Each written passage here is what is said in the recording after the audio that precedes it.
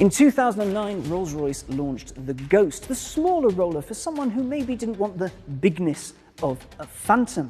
The car swiftly became the brand's biggest seller, and now there's a new one. This is it.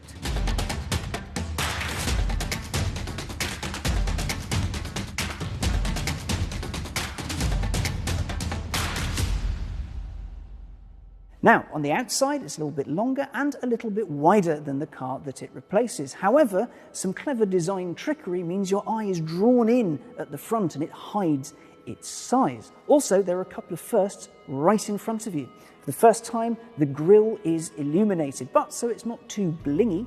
The front struts of the grille, they're all chrome, but behind is matte, so it's not too in your face. Also, this is the first time the Spirit of Ecstasy sits out on her own in the bodywork itself. She's not separated away on a different plinth. It's all very, very clever and very, very smart.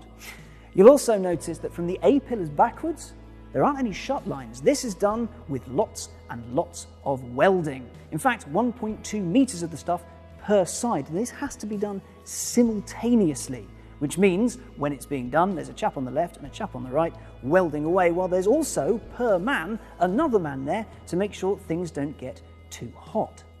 If you take a look at the rear, you'll see the bodywork is kind of scooped in, again hiding the car's dimensions and giving it a really, really fancy Rolls-Royce look. It is a stunning car to look at. It's not too ostentatious, but it's still very much a Rolls-Royce. The exterior is beautiful, but the interior of the most technologically advanced Rolls-Royce to date is pretty special too.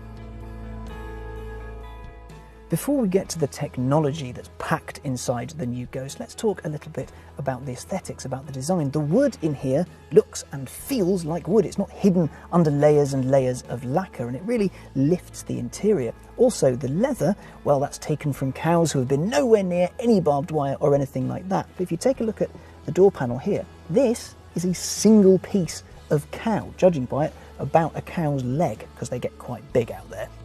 Everything else in here is just sumptuous. It smells beautiful. Everything is wonderful to touch, wonderful to feel. The experience of being inside a Rolls-Royce is not lost on the new Ghost. Now though, let's talk tech. There is some aesthetic tech. So in the roof, we have our Starry Night spec, which you can have your own constellation verified by a local observatory, so you know exactly what you're looking at. You know, if you want the old feel of home wherever you go. Alternatively, you can have pretty much anything you want designed into the roof. This Starry Night, though, has some shooting stars in it, which is especially cool. Just every now and then you'll see a little star fly across the ceiling, and that's a neat touch. Up front, there is an illuminated dashboard. In here it says Ghost and there's stars on it, but you can have pretty much whatever you want. Just ask and it will happen. In terms of functional tech, there's loads to go through. The reason I'm in the back is because right here there is a fridge with a summer and winter setting, so your champagne will either be very cold or very, very cold, and you can enjoy it on the fly. Also, if I press this button here, the table comes down with a screen, which is fantastic, and there's an HDMI port, so I can put things on it and start having basically a little slice of home on the move. If I don't want the screen and just want the table, well, that's possible too. Press this button and away it goes. The infotainment is taken care of by a touch screen. As this being a Rolls-Royce, it will give you pretty much every bit of information you could possibly want in the universe ever. Also, a neat touch in here, the instrument dials. While the silver rings are real, the information displayed on them is virtual, all very impressive. This being a Rolls-Royce, you want the ride to be smooth and whisper quiet. As such, there is sound deadening pretty much everywhere there can be sound deadening in here, so you don't get interference from the outside world. That is, apart from in the sills down here. That acts as a sort of big echo chamber type thing that amplifies your music, essentially making this a very, very expensive, very, very loud hi-fi. I can dig that. On the ride front, your dampers have dampers, so you can damp while you damp, and then everything is super smooth. After all, it is a Rolls-Royce. You don't want to spill your champagne. In fact, you can drive this down Belgian Pave with a glass of champagne on the nose and it won't fall over. That's cool and ridiculous, but I love it.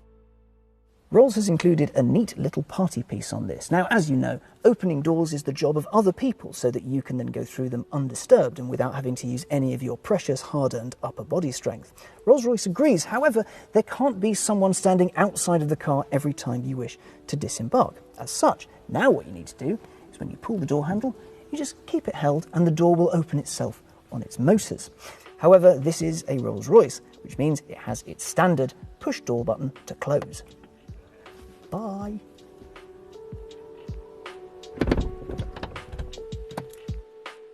The new Rolls-Royce Ghost then. The exterior is a sight to behold. It is beautiful and, well, just look at it, I love it. The interior is full of some delicious technology. I especially like the shooting stars in the roof. But what about what's under the hood? Well, under there is Rolls-Royce's 6.75 litre twin turbocharged V12, kicking out 563 brake horsepower and 627 pound-foot. Good, Rolls-Royce says, for 0 to 62 in less than 5 seconds and on to a limited top speed of 155 miles an hour. If you want one, prices start north of £200,000 and first deliveries are pegged for the end of this year. As for what it's like to drive, you'll find out here pretty soon.